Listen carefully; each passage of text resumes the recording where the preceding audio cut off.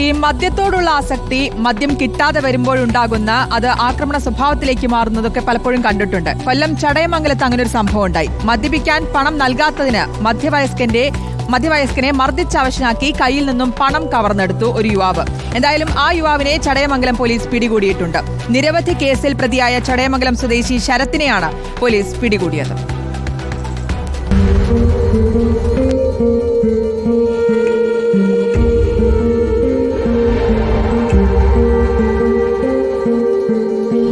കഴിഞ്ഞ ദിവസം രാവിലെയാണ് കേസിനാസ്പദമായ സംഭവം നടക്കുന്നത്. ചടയമംഗലത്തെ പഴയ KSRTC ബസ് സ്റ്റാൻഡ് മൈതാനത്ത് ചടയമംഗലം സ്വദേശിയായ ശിവദാസൻ ഒറ്റയ്ക്കിരിക്കുന്ന സമയത്താണ് ശരത്ത് മദ്യപിക്കാൻ പണം ആവശ്യപ്പെട്ട് എത്തുന്നത്. പണം നൽകുവാൻ ശിവദാസൻ തയ്യാറായില്ല.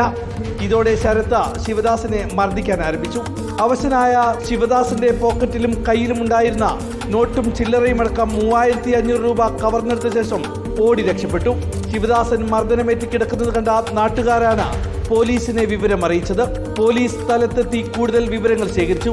CCTV ദൃശ്യങ്ങളുടെ അടിസ്ഥാനത്തിൽ പോലീസ് നടത്തിയ അന്വേഷണത്തിലാണ് ചടയമംഗലത്ത് വെച്ച ശരത്തിനെ പിടികൂടിയത്. ശരത്ത് മുമ്പും നിരവധി കേസുകളിൽ പ്രതിയാണെന്ന് പോലീസ് പറഞ്ഞു.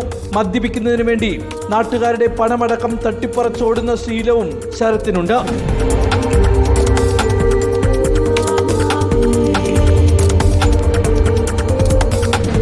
റിപ്പോർട്ടർ കൊല്ലം.